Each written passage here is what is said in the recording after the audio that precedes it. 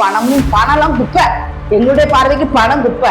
பணத்தை தருகிற தேவன் ஒருத்தர் இருக்கிறார் பாத்தீங்களா, அவர் தான் எங்களுக்கு வேணும். அவர் இருந்தா எங்களுக்கு எல்லாம் கட்ட சைடு சாலு போடுறாங்க. நான் ஒத்த சைடு சிலவங்க சால் போடுறாங்க கழுத்துக்கு. எவன் பிடிச்சி கழுத்தை பிடிச்சி நெரிச்சு கொல்ல போறான்னு தெரியல. இந்த மாதிரிப்பட்ட சம்பவங்கள் நடக்குது. இந்த கருத்துடைய பிள்ளைகளே, ஆடை போடுகிறதில் நமக்கு ஒரு நீட்டு வேணும். நீட்னஸ் ஆடைகள் போட பாவம் இருக்கிறதா? பார்வைக்கு நல்லது போல நிறைய காரியங்கள் பேசிவிட்டேனே, பார்வைக்கு நல்லது போல அநேக காரியங்களை நான் பார்த்து விட்டேனே, நீ மன்னியும் ஆண்டவரே.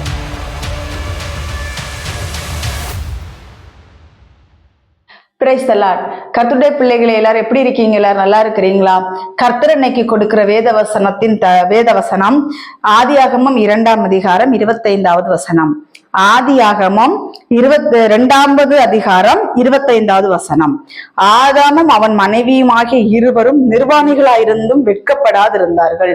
நாட்கள்ல கர்த்தர் கொடுக்கிற வார்த்தை ஆதியாகமம் 2:25 அதிகாரம் 25வது வசனத்துல ஆதாம் ஏவாள் 2 பேரும் நிர்வாணிகளா தான் இருந்திருக்கிறாங்க. எப்போ அப்படின்னா ஏதேன் தோட்டத்துல இருக்கும் பொழுது 2 பேரும் நிர்வாணிகளா இருந்திருக்கிறார்கள். இருக்கும் பொழுது அங்க என்ன ஆடை கொடுக்கப்பட்டிருந்ததுன்னா தேவ மகிமையின் ஆடை அவர்களுக்கு கொடுக்கப்பட்டிருந்தது. அவர்கள் நிர்வாணிகள் என்று அவர்கள் அறியவில்லை. அப்படிதான் வேதவசனம் சொல்லுகிறது. சரி, அவர்கள் தேவ மகிமையின் சாயலை தரித்தவர்களா இருந்தார்கள்.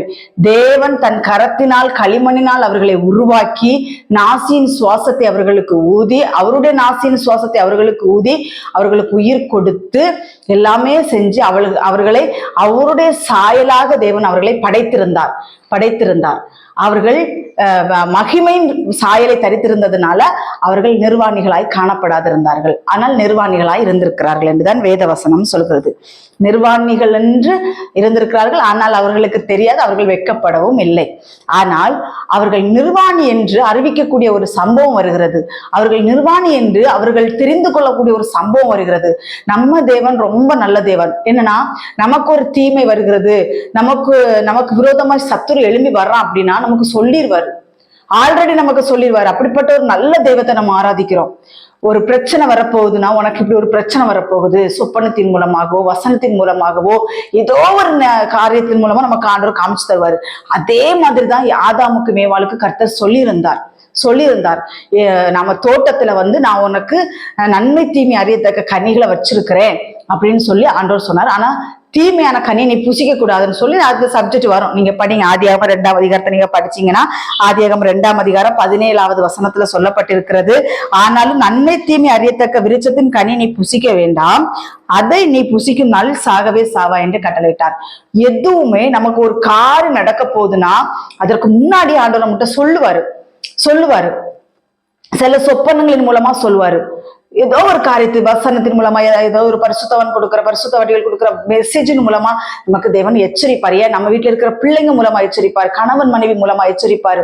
நம்ம கேட்கலன்னா அதுக்கப்புறம் என்ன ஆகும் அப்படின்னா, அங்க ஆண்டவர் சொல்லிட்டாரு, நீ நன்மை தீமை அறியத்தக்க விருட்சத்தின் கனியை புசிக்க வேண்டாம். அதுல ஒரு வார்த்தை வருது, நன்மை தீமை அறியத்தக்க விருட்சத்தின் கனியை புசிக்க வேண்டாம் தானே ஆண்டவர் சொல்லியிருந்தாரு. ஆனா சாத்தான் சரியான தந்திரவாதி பாருங்களேன். அவன் என்ன பண்றான் அப்படின்னா, ஆதாமும் ஏவாளும் பாவம் இல்லாமல் தேவ மகிமையின் பிரசன்னத்துக்குள்ளாக வாழ்ந்து கொண்டிருக்கிறார்கள்.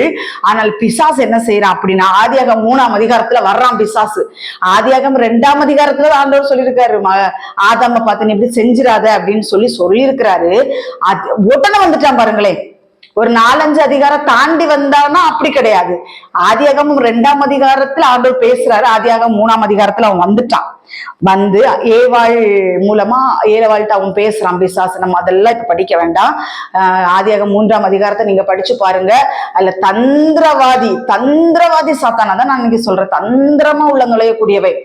ஆண்டவர் இங்க சொன்ன வார்த்தைக்கு அப்படியே ஜெராக்ஸ் காப்பி எடுக்கக்கூடியவங்க இல்லையாவே.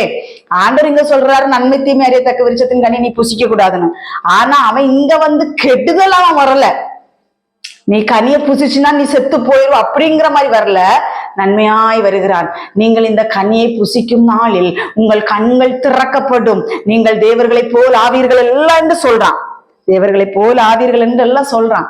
சொல்லிக்கிட்டு சொன்ன உடனே ஏவாளுக்கு ஒரு இச்சை வந்து விட்டது. இச்சை வந்து விட்டது. அவ்வளவு அருமையான இடத்தில் வைக்கப்பட்டிருக்கிறார்கள். அவ்வளவு அருமையான இடம் ஏதேன் தோட்டம். ஆனால் அவர்களுக்கு அது பத்தல. பிசாசானவன் நான் தேவனுக்கு ஒப்பாவேன், தேவனுடைய பர்வதங்களில் வீற்றிருப்பேன் அப்படின்னு சொல்லி அவன் பெருமை கொண்டான். தேவனுடைய இடத்துக்கு அவன் போகணும்னு ஆசைப்பட்டனால இருதயத்துலதான் அவன் நினைத்தான், கீழே தள்ளப்பட்டு போனான். லூசிபராய் பிசாசுகளாய் மாறிவிட்டான். அதனால கர்த்தருடைய பிள்ளைகளை, இந்த நாட்களில் கர்த்தர் சொல்ற வார்த்தை, அந்த கனியை அவள் ஏவாள் பறித்து புசித்தாள், தன் புருஷனுக்கும் கொடுத்தாள். அதுல ஒரு வார்த்தை நான் இன்னைக்கு சொல்றேன், அங்க ஆதாமும் ஏவாளும் நிர்வாணிகளா இருந்து வெட்கப்படாதிருந்தார்கள். ஒருவனுக்குள் எப்பொழுது நிர்வாணம் வருகிறது பார்ப்போமா? ஆதியாகமம் 3ஆம் அதிகாரம் 6வது வசனத்தில் நான் வாசிக்கிறேன். அப்பொழுது ஸ்திரீயானவள் அந்த விருட்சம் புசிப்புக்கு நல்லதும் பார்வைக்கு இன்பமும் புத்தியை தெளிவிக்கிறதற்கு இச்சிக்கப்படத்தக்க விருட்சமாய் இருக்கிறது என்று கண்டு அதன் கனியை பறித்து புசித்து தன் புருஷனுக்கும் கொடுத்தால், அவனும் புசித்தான். முதலாவது நமக்கு நிர்வாணங்கிறது வர்றது நம்மளுடைய பார்வைக்கு நல்லது போல தோணும். ஒருவேளை ஒரு மனிதன்கிட்ட பேசுற காரியங்கள் நல்லது போல தோணும். ஒரு காரியத்தை நம்ம பார்க்கிறது நல்லது போல தோணும். செல்போன்லயா இருக்கலாம், ஏதாவது புக்ஸ் படிக்கிறது. தேவன் சொல்லியிருப்பாரு புக்கு படிக்காத, சில காரியங்களை ஒதுக்க சொல்லியிருப்பாரு.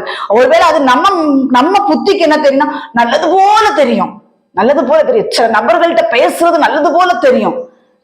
முதலாவது நம்மளுடைய பார்வைக்கு எது நல்லதா தெரிகிறதோ அது தேவனுடைய பார்வையில் அது அருவருப்பு என்று நாட்கள் எழுதி வைத்துக் கொள்ளுங்கள். நல்லது. இரண்டாவது இன்பமா இருந்தது என்று எழுதப்பட்டிருக்கிறது. ஃபர்ஸ்ட் நல்லது, அதை அந்த கனியை பறிச்சு புசிச்சா நல்லதுன்னு நினைச்சா. ரெண்டாவது என்ன நினைத்தாள் என்றால் இன்பமா இருக்கிறது என்று நினைத்தாள். இந்த நாட்கள்ல அநேகருக்கு சில காரியங்கள் இன்பமாய் தெரியும். வாலிப பிள்ளைகளுக்காக இருந்தாலும் சரி, சில காரியங்கள் செய்யும் பொழுது இன்பமா இருக்கும். ஆனால் அது ஒரு நாள் உங்களை கண்ணில் கொண்டு மாட்டிவிடும், நிர்வாணப்படுத்திவிடும் என்று வேதவசனம் சொல்கிறது. கர்த்தருடைய பிள்ளைகள், அந்த ஏவாளுக்கு அந்த பழத்தை பார்த்தவுடன் அந்த பழம் இனிமையாக தெரிந்தது என்று வேதவசனம் சொல்லுகிறது. பார்வைக்கு நல்லதும்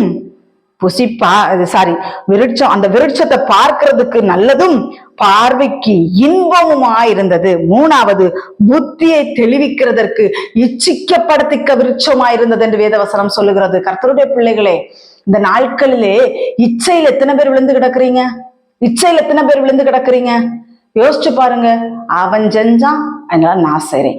அவ செஞ்சா, அதனால நான் செஞ்சேன். இதுல என்ன தப்பு இருக்குது?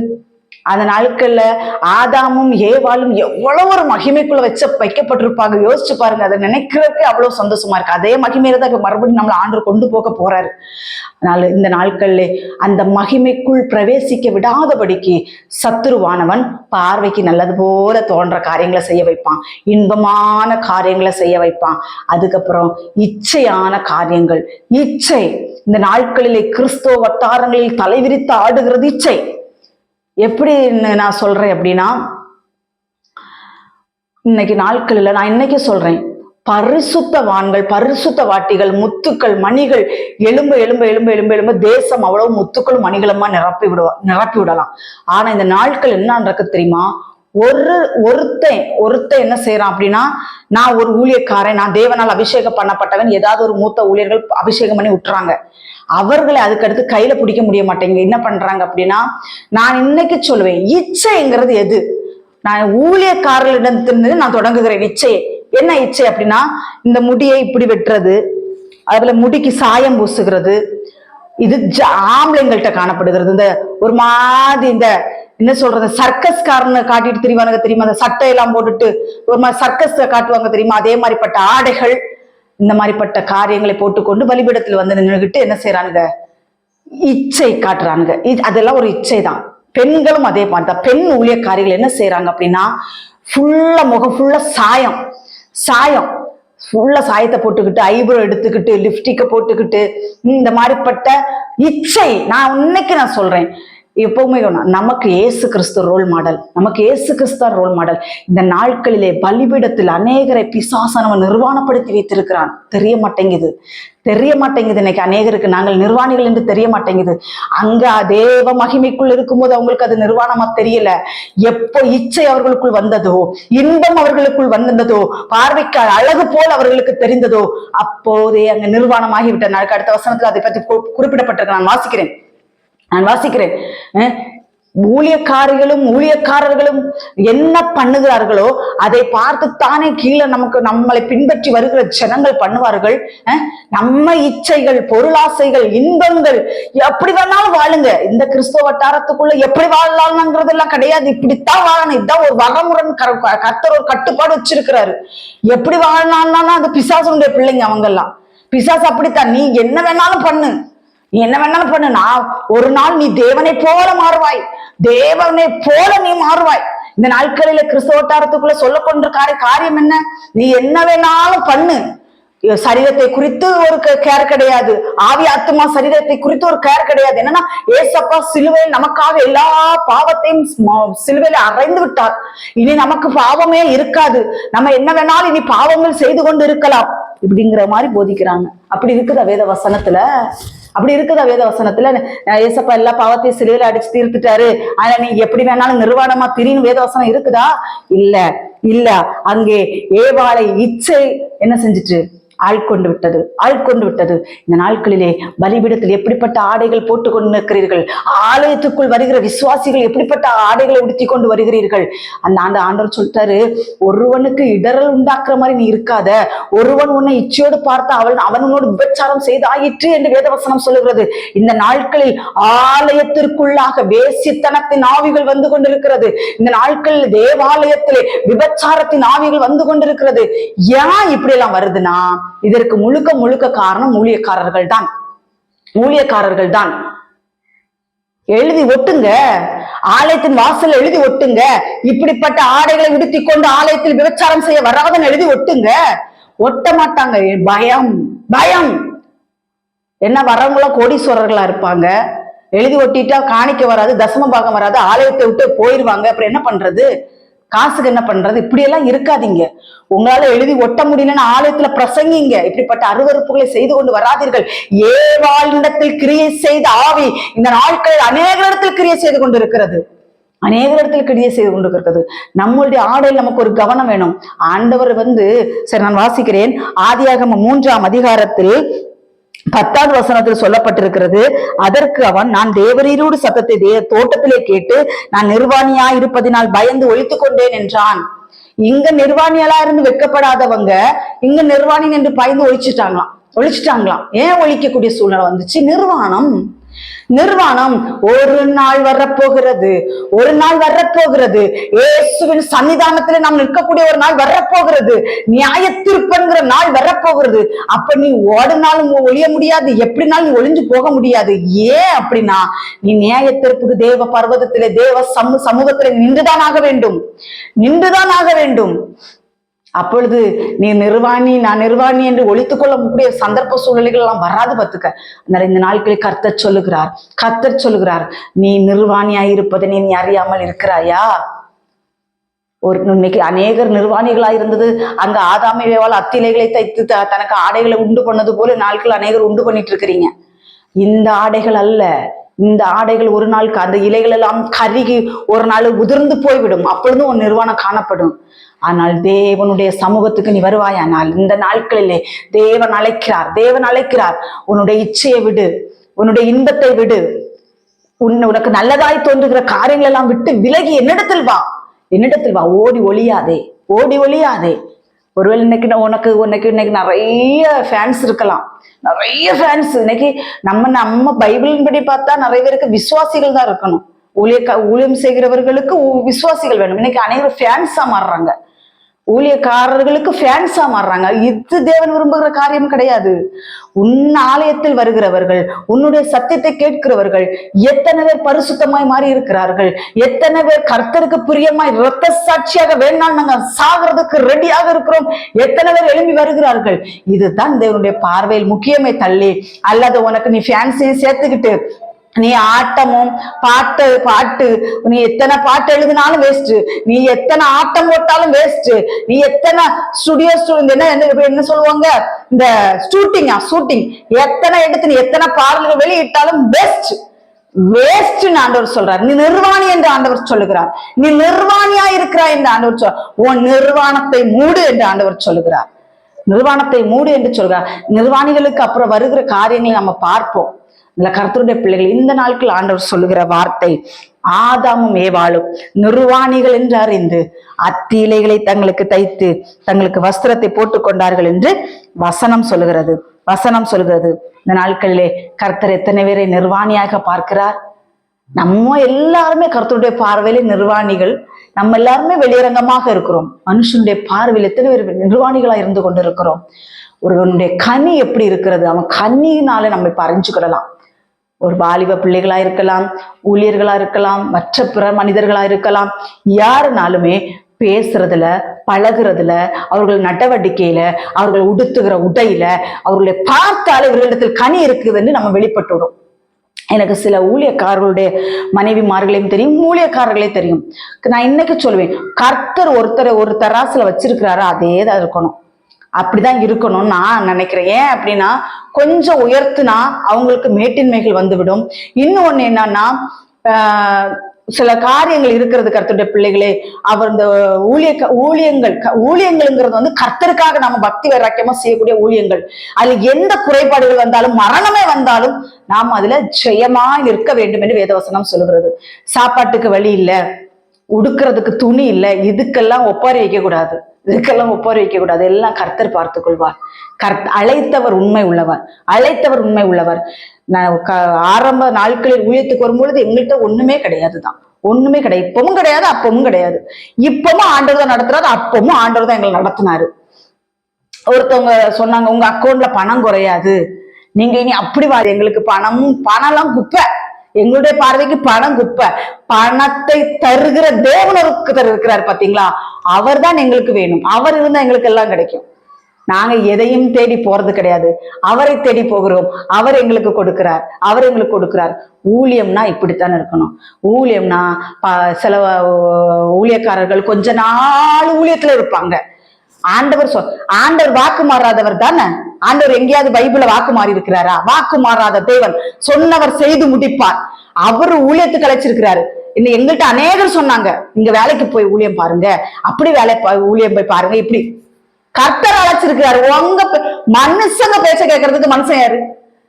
ஆண்டவர் அழைச்சிருக்கிறார். அழைத்தவர் உண்மை. நீங்க வேலை செய்யுங்க.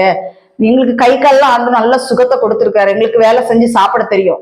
எங்க ஆண்டவர் சொல்லியிருக்கிறார், எங்களை உருவாக்கினவர், எங்களை சிருஷ்டித்தவர், எங்களை படைத்த இயேசு கிறிஸ்து சொல்லியிருக்கிறார், ஊழியத்தை செய்யுங்கள், எனக்காக ஊழியத்தை செய்யுங்கள், ஆத்தும அறுவடை செய்யுங்கள் என்று சொல்றார். இந்த நாட்களில் அநேக பிள்ளைகள் ஊழியத்துக்காக தன்னை ஒப்பு கொடுத்ததுக்கு பிறகு சத்ரு பல விதத்திலும் வருவான். நம்ம அதுக்கு செவி சாய்க்க கூடாது. கர்த்தர் சொல்லி இருக்கிறாரா?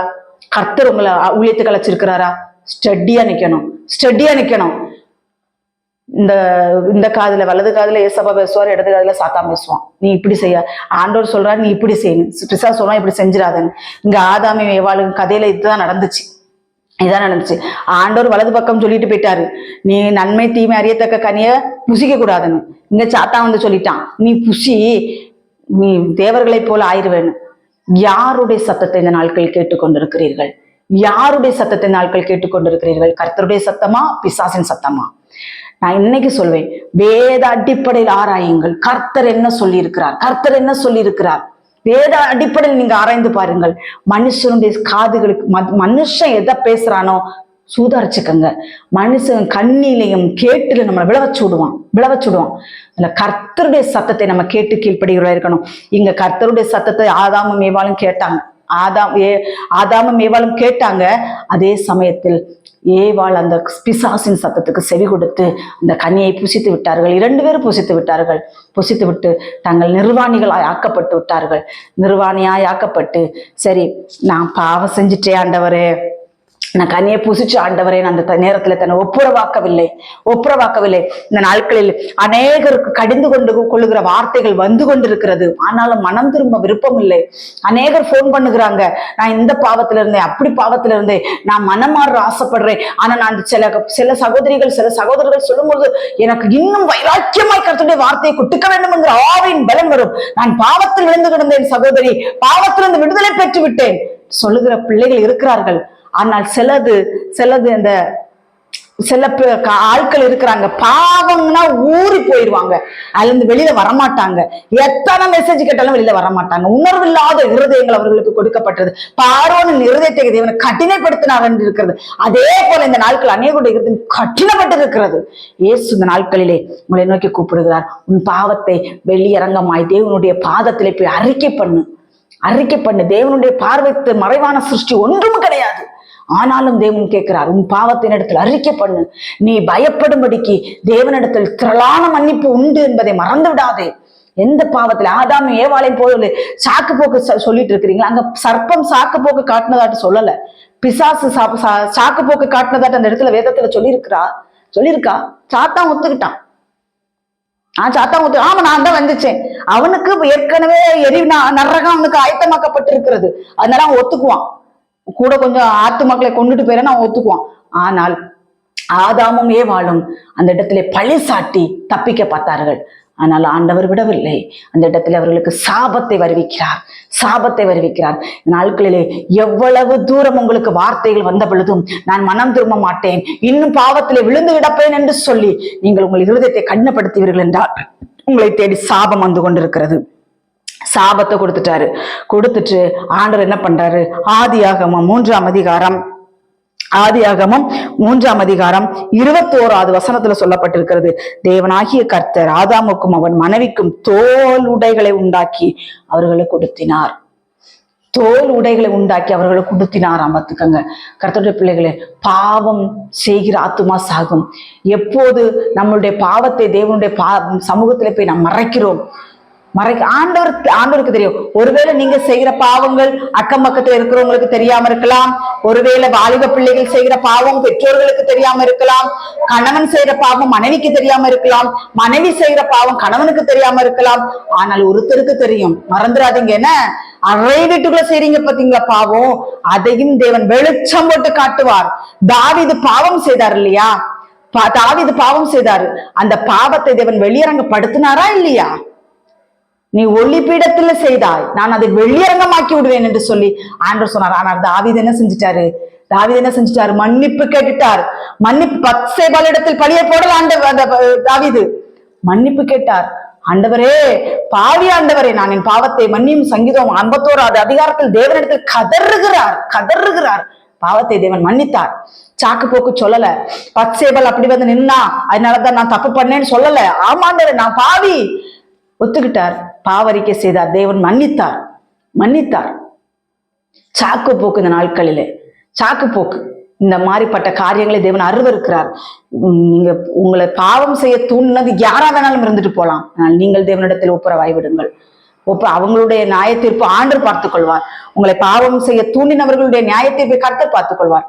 கர்த்தர் இந்த நாட்கள் சொல்லுவது, நீ மனம் திரும்பு, உனக்கு நான் தோல் உடைகளை ஆயத்தம் பண்ணி வைத்திருக்கிறேன் என்று சொல்கிறார். ரட்சிப்பின் வஸ்திரம். இந்த நாட்கள் எத்தனை பேருடைய ரட்சிப்பின் வஸ்திரம் கரைபட்டு போயிருக்கிறது. தோல் உடைங்கிறது ரட்சிப்பின் வஸ்திரம், மறந்துடாதீங்க. இந்த ரட்சிப்பின் வஸ்திரம் நிறைய பேருக்கு கரைபட்டு போய் கொண்டிருக்கிறது. ஏனோ தானோ என்று கிறிஸ்தவ வாழ்க்கை. ஏதோ ஞாயிற்றுக்கிழமை 5 பாட்டை படிக்கிறோம், ஆண்டவர் ஆராதனை செய்யறோம், ஏதோ 2-3 வசனத்தை கேட்கிறோம், ஏதோ ஒரு வாழ்க்கை.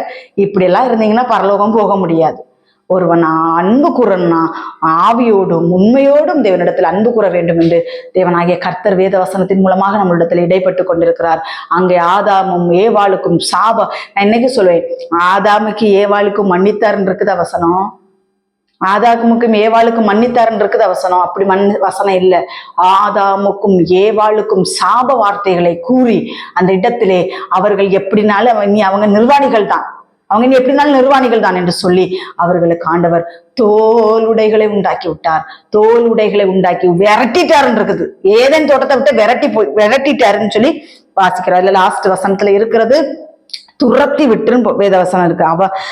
ஆதியாகமம் 3ஆம் அதிகாரம் 24வது வசனத்திலே அவர் மனுஷனை துரத்தி விட்டு துரத்தி விட்டுட்டார் ஏதேன் தோட்டத்துல இருந்து. இந்த நாட்கள் அநேகர் நினைக்கலாம். சில நேரங்களில் நான் கூட யோசிப்பேன், கர்த்தருடைய பிள்ளைகளே, வேதத்தை ஆராயும் போது, வேதத்தை படிக்கும் பொழுது ஆண்டவர் எவ்வளவு பரிசுத்தத்துக்கு தானே இம்பார்ட்டன் கொடுத்திருக்கிறார். விக்கிரக ஆராதனைகளுக்கு விலகி ஓடுங்கள், விக்கிரகங்களை சீப்போ என்று அருவருங்கள், பொருளாசை வேண்டாம், விக்கிரக ஆராதனை வேண்டாம், விபச்சாரம் வேண்டாம், வேசித்தனம் வேண்டாம், களவு வேண்டாம், பொய் வேண்டாம், எவ்வளவு காரியங்கள் இந்த வேத வசனத்தில் சொன்னாலும் இந்த நாட்களிலே கிறிஸ்தவ வட்டாரத்தில் பொய் தலை தூக்கி நிற்கிறது. அருவருப்புகள், காம விகாரங்கள் தலை தூக்கி நிற்கிறது. சினிமா நடிகர்கள் தோத்து போவார்கள். அந்த அளவுக்கு இந்த நாட்கள் கிறிஸ்தவ வட்டாரத்தில் வந்து விட்டது. அவர்கள் நிர்வாணிகள் என்று அறியாமல் இருக்கிறார்கள். ஒரு நாள் துரத்தப்பட வேண்டிய சூழ்நிலை வந்துவிடும்.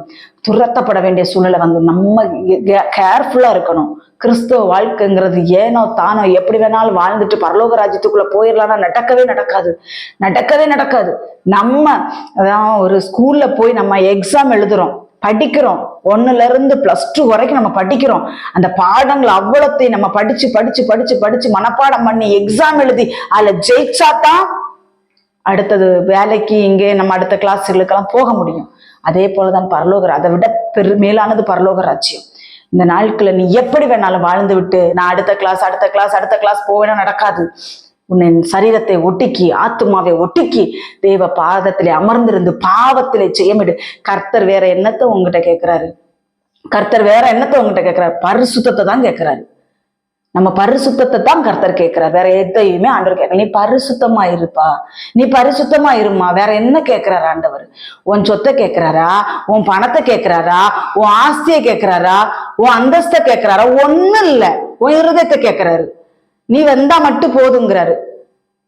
நீ கர்த்தர் சமூகத்தில் போகாதபடிக்கு தன் இஷ்டப்படி தன் சுகபோக வாழ்க்கை அந்த ஏவாள் வாழ்ந்தால் பாருங்க, ஆதாம் வாழ்ந்தார் பாருங்க, அதே மாதிரி துரோகி என்று வேதவசனம் சொல்லுகிறது. ஆதாமை துரோகி என்று வேதவசனம் சொல்லுகிறது. இப்படி துரோகம் செய்கிற கூட்டங்கள் இந்த நாட்கள் எத்தனை எழும்பி இருக்கிறீர்கள். ஆண்டவருக்கே துரோகம். இப்படி செய்யாதீங்க, மனம் திரும்புங்கள். அங்கே ஆதாமும் ஏவாளையும் தேவன் துரத்தி விடுகிறார். அதனால இந்த நாட்கள் ஆதாம் ஏவாளுடைய வாழ்க்கையில் நடந்தது போல இந்த நாட்களிலே நாம் நிர்வாணமா இருக்கிறோமா? இல்லைன்னா பாவத்தை பண்ணிட்டு அடுத்தவங்க மேல சாக்கு போக்க போடுறோமா? யோசிச்சு பாருங்க. துரத்த வேண்டிய சூழ்நிலை, சாபம் வரும். அதுல என்ன போட்டிருக்குன்னா, வஸ்திரத்தை மட்டும்தான் கொடுத்தாரு. ரட்சிப்பின் வஸ்திரத்தை மட்டும்தான் அந்த இடத்துல கொடுத்துருக்கிறாரு. மற்ற மாதிரி கானான் இந்த ஏதேன் தோட்டத்துக்குள்ள அவங்க இல்லை. சாபத்தை வாங்கிட்டு புறப்பட்டு போயிட்டாங்க. துரத்திட்டாருன்றது எவ்வளவு வேதனையான விஷயம் பாருங்களேன். நான் அதை உங்களுக்கு சொல்றேன். அந்த கன்னியை அவங்க சாத்தானுடைய பேச்சை கேட்டு புசிச்சுட்டு ஒழிச்சிட்டாங்க. நிர்வாணிகள் என்று ஒழிச்சிட்டாங்க. ஒழிச்சது மாத்திரமல்ல, தேவனிடத்தில் பொய் சொல்லுகிறார்கள். ஆண்டவரே ஏவாள் அந்த கன்னியை கொடுத்தா. துரோகி சொல்றான், அந்த கன்னியை ஏவாள் எனக்கு கொடுத்தா, நான் பூசிச்சேன். இந்த துரோகி என்ன சொல்றா? சர்ப்பம் என்ன வஞ்சிச்சுன்னு. 2 பேருமே பாவிகளா அந்த இடத்துல பாக்குறாரு ஆண்டவர். சர்ப்பம் யாரையுமே சாக்கு காட்டல. நான் தான் செஞ்சேன். சிலவங்க பாத்திருக்கீங்களா? துணிகரமா பாவம் செய்கிறவங்கள பாத்திருக்கீங்க. ஆமா, நான் தான் செஞ்சேன் அப்படிங்கிற மாதிரி சொல்லுவாங்க, பாத்திருக்கீங்களா? அந்த மாதிரி சர்ப்பம் சொல்லிட்டு போயிருச்சு. சர்ப்பத்துக்கு சாபம், அந்த சர்ப்பத்துக்கும் தேவன் சாபத்துக்கு. ஆனால் இங்க என்ன நடக்கிறது அப்படி என்றால், ஆண்டவர் அந்த பாவம் செய்தவனுக்கும் பாவம் செய்தவளுக்கும் சாபத்தை சொல்லுகிறார். சாபத்தை சொல்லி அந்த தோலுடைய உண்டாக்கி ஏதேனை விட்டே துரத்தி விட்டார். அப்புறம் அவங்க வாழ்க்கைகள் எல்லாமே அதுக்கு அடுத்த அதிகாரத்துல நம்ம படிக்கும் பொழுது, தொடர்ச்சியாக நம்ம பார்க்கும் பொழுது மிக வேதனையான காரியங்கள். காயின் ஆபேலை கொல்லுகிறார். இப்படிப்பட்ட சம்பவங்கள் எல்லாம் நடக்கிறது. பாவம் தலைவிரித்து ஆடவும் தொடங்கி விட்டது. அதுக்கு பிறகு பார்த்துக்கங்க, இங்க ஒரு நிர்வாணியை நாம் பார்க்கிறோம். இங்கே ஒரு நிர்வாணி இருந்திருக்கிறார். ஆதியாகமம் 9ஆம் அதிகாரம் 21வது வசனத்துல, அவன் திராட்சரசத்தை குடித்து வெறி கொண்டு தன் கூடாரத்தில் வஸ்திரம் விலகி படுத்திருந்தான். இங்க ஒருத்தன், அது யாரு தெரியுமா? நோவாவை குறிச்சு போட்டிருக்கு. இந்த நோவா என்ன பண்ணார் அப்படின்னா, திராட்சரசத்தை தலைக்கு மிச்சம் குடிச்சிட்டார். போத வர்ற வரைக்கும் குடிச்சிட்டு வஸ்திரம் விலகி படுத்து கிடந்தாராம். இதனால ஒருத்தருக்கு சாபம் வந்துச்சு தெரியுமா? பெத்த பையனையே சபிச்சிட்டாரு. யாரு? ஆதாம். இந்த நோவா சபிச்சிட்டாரு. அதுல கானான் இருக்கார் பாத்தீங்களா, கானான் தன் தகப்பனுடைய நிர்வாணத்தை பார்க்கிறார். அடுத்த வசனம், அப்பொழுது கானானுக்கு தகப்பனாகிய காம் தன் தகப்பனுடைய நிர்வாணத்தை கண்டு வெளியில் இருந்த தன் சகோதரர் இருவருக்கும் அறிவித்தான். அந்த நிர்வாணத்தை கண்டிருக்கிறாரு. அந்த நிர்வாணத்திலே எடுத்து ஒரு ஆடையை போட்டு மூடி விடாதபடிக்கு தன் சகோதரிடத்தில் போய் சொல்லுகிறார். யார்? காம். காம். அந்த நிர்வாணம் எதனால் வந்தது? பாவத்தினால் வந்தது. திராட்சரசம் குடிச்சு போதையில என்ன பண்றன்னு தெரியாம அந்த வஸ்திரம் விலகி படுத்து கிடக்கிறார் நோவா. இந்த இடத்திலே காமுக்கு சாப வார்த்தைகள் வருகிறது. கர்த்தருடைய பிள்ளைகளே, பாவம் செய்கிறது ஒருத்தர், பழி சற்றது ஒருத்தர். இந்த மாதிரி ஆயிடுச்சுல இந்த வசனத்துல. ஆனா காம் செஞ்சிருக்கலாம், ஒரு வஸ்திரத்தை எடுத்து தன் தகப்பனுடைய நிர்வாணத்தை மூடி இருக்கலாம். காம் அப்படி செய்யாமல் தன் சகோதரர்களுக்கு வந்து அறிவிக்கிறார். நாட்களிலே ஒருவருடைய தப்பை நாம் படம் போட்டு காட்டக்கூடாது. இதுவும் ஒரு சாபம் என்று ஆண்டவர் சொல்லுகிறார். ஒருவன் நிர்வாணம் பாவத்துல இருக்கிறானா, அவனுடைய பாவத்தை நாம் கண்டித்து சொல்லலாம். நீ இந்த பாவத்தை செய்யாதே, மனம் திரும்ப என்று சொல்றது ஒரு சப்ஜெக்ட். ஆனால் அதே இப்போ பிள்ளைகள் செய்கிற தப்ப ஊரு மொத்தமும் டம்பர் அடிச்சு எடுத்து கொட்டடிச்சு யார்ட்டையும் சொல்லக்கூடாது. மனைவி செய்யற தப்ப சொல்லக்கூடாது, கணவன் செய்யற தப்ப சொல்லக்கூடாது. இப்படி தவறுகள் செய்யும் பொழுது யார் சபிக்கப்பட்டவர்கள் ஆவானா? சொல்றவங்க சபிக்கப்பட்டவர்களாய் மாறிவிடுவார்கள், செஞ்சவர் நீதிமானாய் மாறிவிடுவார். அதான் ஆண்டவருங்க சொல்றாரு. அதனால கர்த்தருடைய பிள்ளைகளை, ஒருவர் தப்பு செய்யும் பொழுது ஒருவருடைய நிர்வாணத்தை நீங்க பார்க்கிறீங்களா, அந்த நிர்வாணத்தை மூட ட்ரை பண்ணுங்க. பாவத்தை அவர்கள் அந்த பாவத்தை விட்டு வெளியே வர்றதுக்கு ட்ரை பண்ணுங்க. அதை போய் 4-5 பேர்த்த சொல்லி அவர்களை அசிங்கப்படுத்த வேண்டாம் என்று வேதவசனம் நமக்கு சுட்டி காட்டுகிறது. இதுல கர்த்தருடைய பிள்ளைகள், இந்த நாட்களில் கர்த்தர் நமக்கு சொல்லுகிற வார்த்தை என்னன்னா, நிர்வாணத்தை மற. பாவத்தை வெளியில போய் மனிதர்களிடத்தில், உன் குடும்பத்துல நடக்கிறதா, உன் குடிப்பரப்புகளிடத்தில் நடக்கிறதா, உன் சொந்த பந்தங்கள் நடக்கிற காரியங்களை நீ என்ன செய்யாத, வெளியில போய் மற்றவரிடத்தில் சொல்லாத. உன்னுடைய நிர்வாணமாய் நினைத்து அதை என்ன செய், மூடு அப்படின்ட்டு வேதவசனம் சொல்லுகிறது. காமை போல நம் சகோதரர்களிடத்தில் போய் நிர்வாணத்தை பாவத்தை சொல்லுகிறவர்களாய் இருக்கக்கூடாது. மனிதர்களிடத்தில் போய் பாவத்தை சொல்லுகிறவர்களாய் இருக்கக்கூடாது. அந்த பாவத்தை மூடுகிறவர்களாய் நாம் என்ன செய்ய வேண்டும், இருக்க வேண்டும் என்று வேதவசனம் சொல்லுகிறது. நாம் காமை போல இருக்கிறோமா, ஆதாம் ஏவாளை போல இருக்கிறோமா, அதே மாதிரி நோவாவை போல இருக்குமா? நோவா அந்த இடத்துல செஞ்சது தப்பு தான். அந்த வஸ்திரம் விலகி என்ன செஞ்சிருக்கிறாரு, படுத்து கிடக்கிறாரு. திராட்சரசத்தின் வெறி தெளிந்த போது பார்க்கிறாரு, காம் தனக்கு செய்ததை கேள்விப்படுகிறார். காம் சபிக்கப்பட்டவன் என்று சபித்து விட்டார் என்று வேதவசனம் சொல்கிறது. வெளிப்படுத்தின விசேஷம் 3ஆம் அதிகாரம். ஸ்தோத்திரம். வெளிப்படுத்தல் 3ஆம் அதிகாரம். அதுக்கு முன்னாடி ஒரு வசனத்தை நான் வாசிச்சுக்கிறேன். அதே வெளிப்படுத்தல் 17ஆம் அதிகாரம். வெளிப்படுத்தல் 17ஆம் அதிகாரம் 15வது வசனத்துல சொல்லப்பட்டிருக்கிறது. இதோ திருடனை போல் வருகிறேன், உன் மானம் காணப்படத்தக்கதாக நிர்வாணமாய் நடவாதபடிக்கு விழித்து கொண்டு தன் வஸ்திரங்களை காத்துக் கொள்ளுகிறவன் பாக்கியவான் என்று வேதவசனம் சொல்கிறது. புதிய ஏற்பாட்டுல சொல்லப்பட்டிருக்கிறது. திருடனை போல் அவர் வருகிறாராம். நம்மளுடைய மானம் காணப்படத்தக்கதாய் நிர்வாணமாய் காணப்படக்கூடாது. நிர்வாணமாய் நடவாதபடிக்கு விழித்து கொண்டு தன் வஸ்திரத்தை காத்து கொள்ளுகிறவன் பாக்கியவான். கர்த்தருடைய பிள்ளைகளே, நம்மளுடைய உடையில ரொம்ப கவனமாயிருங்க. இடர்கள் உண்டாக்குற மாதிரி ஆடைகளை போடாதீங்க. நான் பல மெசேஜ்களை கர்த்தர் எச்சரிப்பாய் சொல்லுகிற வார்த்தை இதுதான். ஒருத்தன் பாவம் செய்கிறதற்கு தூண்டுகிற காரியமே இதுதான். ஒரு ஆடை போடும் பொழுது கண்ணாடி முன்னாடி போய் நின்று பார்க்கிறோம் இல்லையா? ஷால் விலகி இருக்கிறதா, நம்ம போட்டிருக்கிற ஆடை எப்படி இருக்கிறது, அடுத்தவங்க பார்க்கும்போது நம்மளை இச்சைகளை தூண்டுற மாதிரி நம்மளை பார்க்கிறாங்களா, இல்லை நம்ம கரெக்டா தான் துணி போட்டிருக்கிறோமா? இடுப்பை காட்டிக்கிட்டு அங்க காட்டிக்கிட்டு இங்க காட்டிட்டுலாம் துணி போடாதீங்க. ஒழுக்கமா துணி போட்டு பழகுங்க. கிறிஸ்தவர்கள் ஒழுங்கா துணி போட்டு பழகுங்க. உங்களை பார்த்துதான் 4 பேர் சாட்சியா எழும்பி வரணும்.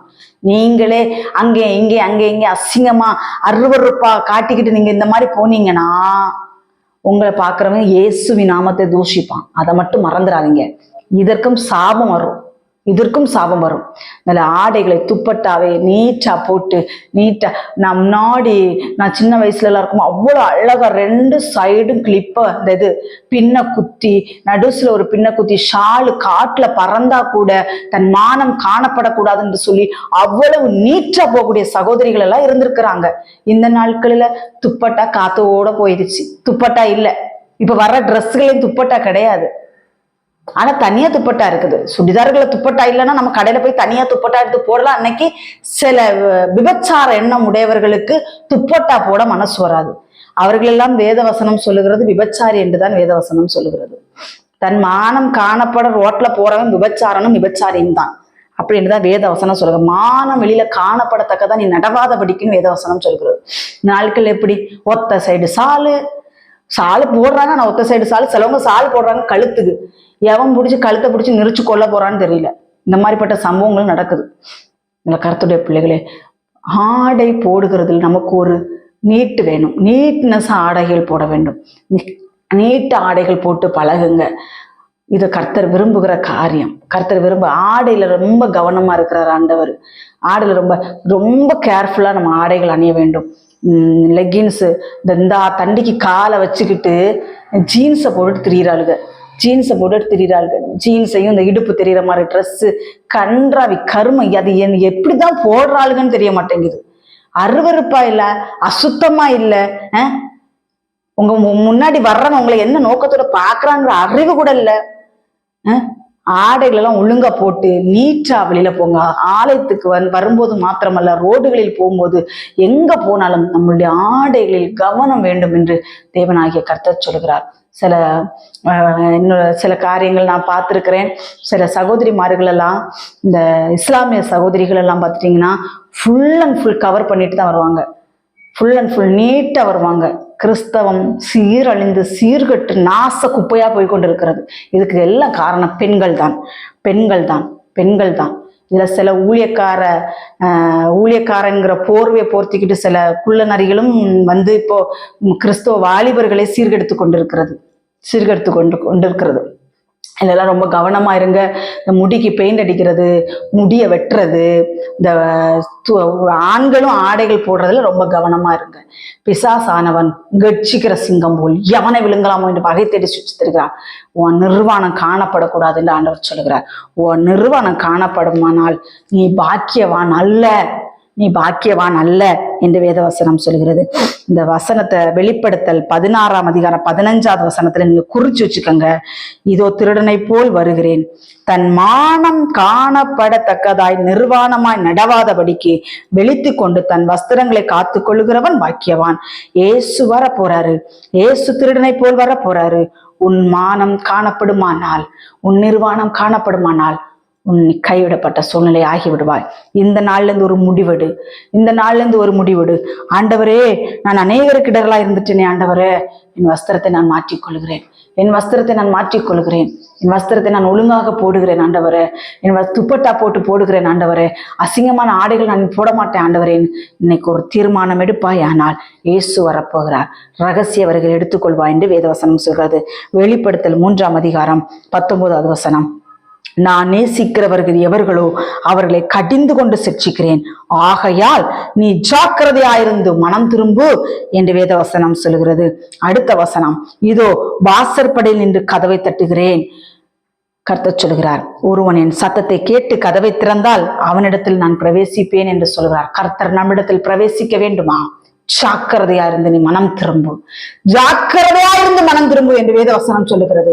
உன் மானம் காணப்படத்தக்கதாய் நிர்வாணமாய் நடக்காதே, பொய் சொல்லாத, களவு செய்யாத, மற்றவனுக்கு விரோதமாய் பொய் சாட்சி சொல்லாத. இது தேவனுடைய பார்வையில் அக்கிரமம், அநியாயம் என்று வேதவசனம் சொல்லுகிறது. இந்த நாட்கள்ல உன் அக்கிரமங்களையும் உன் அநியாயங்களையும் உன் அசுசியம் உன் பாவங்கள் மொத்தத்தையும் கழுவ தேவன் தயாராக இருக்கிறார். ஒப்பு கொடுப்பாயானால் இந்த நாட்களில் கர்த்தர் உன்னை தூக்கி எடுக்க வல்லவராக இருக்கிறார். இல்ல ஆண்டவரே, நீங்க இது எந்த இதுனா 7ஆம் சபையின் தூதனுக்கு கர்த்தர் எழுதி கொடுத்துற வார்த்தை. நாட்களிலே அநேகருடைய இதய கதவு பூட்டப்பட்டிருக்கிறது. என்னதான் வருதுன்னு பாத்துருவோமே. ஏசு வராரா? வரட்டும், பாத்துக்கலாம். பரட்டு பாரு. துர்மார்க்கமும் அநியாயமும் அக்கிரமமும் செஞ்சுக்கிட்டு நான் ஏசப்பா வருகையில் எடுத்துக்கொள்ளப்படுவேன்னா முடியவே முடியாது. ஏசப்பா வருகையில உன் மானம் காணப்படக்கூடாது. நீ பரிசுத்தமா இருந்தாதான் நீ பரலோக ராஜ்யத்துக்குள் பிரவேசிக்க முடியும். எப்படி வேணாலும் வாழ்ந்துட்டு நான் ஏசப்பாவுடைய கலாச்சத்தை என்ன காதுல கேட்கணும், கேட்காது, கேட்கவே கேட்காது. கர்த்தருக்காக பரிசுத்தம் வைராக்கியமா இருந்து கொண்டு நீ இருப்பாயனாலே கலசத்தம் கேட்கும். ஏன்னா தனக்கு வாயெடுத்தா பொய்யும் பித்தலாட்டம் கேப்பு மாதிரித்தனம், ஃபுல்லா அருவருப்பு அக்கிரமம் விபச்சாரம் வேசித்தனம் இதெல்லாம் பண்ணிக்கிட்டு ஆண்டோட வரைக்கும் நான் போயிருவேன்னா எப்படி போவ, எப்படி போக முடியும்? வாசற்படி நின்று கதவை தட்டி கொண்டிருக்கிறார். இதய வாச கதவை நின்று ஆண்டவர் தட்டி கொண்டிருக்கிறார். வாசலை திறந்து விட எத்தனை பேர் தயாராக இருக்கிறீர்கள்? எத்தனை பேர் வாசலை திறந்து விட தயாரா இருக்கு? இன்னைக்கு நான் இல்ல, இன்னைக்கு சுகபோகமான வாழ்க்கை, பொருளாசை வாழ்க்கை. உனக்கு சொத்தை தருவாரு, பணத்தை தருவாரு, அதை தருவாரு, இதை தருவாரு. ஐயோ, மனுஷர்களை கிறிஸ்தவ வட்டாரத்துக்குள்ளே சுவிசேஷம் என்கிறதே போய்விட்டது. கடிந்து கொண்டு சிக்ஷிக்கிற காரியங்கள் போய்விட்டது. மனம் திரும்புகிற காரியங்கள் போய்விட்டது. என்ன நடக்கிறது? உனக்கு அதை தருவாரு, இதை தருவாரு. நீ இந்த பூமியில அனுபவிச்சுக்கிட்டே இரு. பரலோகம் போக முடியாது, பரலோகம் போக முடியாது. ஆண்டவர் சொல்றார், நான் கதவை தட்டுகிறேன். கதவை எத்தனை பேர் திறக்க தயாராக இருக்கிறீர்கள்? தயாரா இருக்கிற இந்த லவ், இந்த அசுத்தம் இதெல்லாம் விட்டு முதல்ல வெளியே வாங்க, வெளியே வந்துருங்க. இல்லைன்னா நியாய தீர்ப்பின் நாள் நெருங்கிக் கொண்டிருக்கிறது. யாருக்குன்னு எனக்கு தெரியாது. இந்த மாதிரிப்பட்ட அநியாயங்களை விட்டு வெளியே வாருங்கள். வெளியே வரலன்னா ஜாக்கிரதை, மனம் திரும்பும். அவ்வளவுதான். கர்த்தர் இந்த நாட்களில் கொடுத்த வார்த்தை என்னன்னா, மனம் திரும்பு, ஜாக்கிரதை. ஒரு நிர்வாணம் தெரிந்து கொண்டிருக்கிறது. ஒருவேளை அந்த நிர்வாணம் உனக்கு நிர்வாணமாக இல்லாம இருக்கலாம். ஒருவேளை நீ அத்திலைகளை தைத்து கொண்டு போட்டிருக்கலாம். அல்ல, தேவனுடைய பார்வையில் நிர்வாணி, மனிதருடைய பார்வையில் நிர்வாணி. கர்த்தர் சொல்கிறார், உன்னுடைய வெளிச்சம் உலகத்தில் பிரகாசிக்க வேண்டும் என்றுதான் ஆண்டவர் சொல்லுகிறார். உன்னுடைய வெளிச்சத்தை காமி, உன்னுடைய நிர்வாணத்தை காண்பிக்காதே. உன்னுடைய நிர்வாணத்தை மனிதர்களுக்கு காண்பித்து மனிதர்களை இட வைத்துக் கொண்டிருக்காதே. உன்னை நீ வெளிச்சத்தின் பிள்ளையாய் நடந்து கொள். உன்னை வெளிச்சத்தின் பிள்ளையாய் நடக்கிறதுக்குத்தான் ஆண்டவர் அழைத்திருக்கிறார். இருளிலே போய் கொண்டிருக்கிறாய். இருள் உன்னை சூழ்ந்து கொண்டிருக்கிறது. ஒவ்வொரு சில ஆட்கள் அது ஊழியக்காரன் குடும்பம், ஊழியக்காரிகளுடைய குடும்பமாக இருந்தாலும் சரி, விசுவாச குடும்பங்களா இருந்தாலும் சரி, அவர்கள் பேசும் போதே, அவர்கள் நம்மிடத்தில் பேசும்போது, அவர்களை பார்க்கும் போது, அவர்களுடைய நடவடிக்கைகளை பார்க்கும்போது இருளுக்குள் இருக்கிறார்கள் என்பது மனிதர்களாகி நமக்கே தெரிகிறது. ஆண்டவருக்கு எப்படி தெரியும் பாருங்கள். ஆண்டவருக்கு எப்படி தெரியும் பாருங்கள். அவர்களோட பேச்சுல உண்மைத்தன்மை கிடையாது, அவர்கள் செய்களில பரிசுத்தம் கிடையாது, எதுவுமே கிடையாது. ஆனால் தன்னை ஒரு பெரிய பரிசுத்தவாட்டிகளை போல காண்பித்துக் கொள்வார்கள். அல்ல, தேவன் விரும்புகிறார் உன்னுடைய நிர்வாணத்தை தோலுடைகளை உண்டாக்கி, தன்னை அடித்து, அந்த ஆட்டுக்குட்டியை அடித்து அதனுடைய தோல் உடைகளை உண்டாக்கி ஆதாமியேவாளுக்கு கொடுத்தன கர்த்தர் இந்த நாட்களில் சிலுவையில் சம்பாதித்த அதே ரத்தம், அந்த சிலுவையில் ஒரு சொட்டு ரத்தம் இல்லாதபடி நமக்கு சிந்தி கொடுத்தார் பார்த்தீங்களா? அந்த ரத்தத்தின் மூலமா நமக்கு ஒரு வஸ்திரத்தை, மகிமையின் வஸ்திரத்தை கொடுத்திருக்கிறார். அந்த வஸ்திரத்தை நாம் களைந்திருக்கிறோமா? கரைப்படுத்தி இருக்கிறோமா?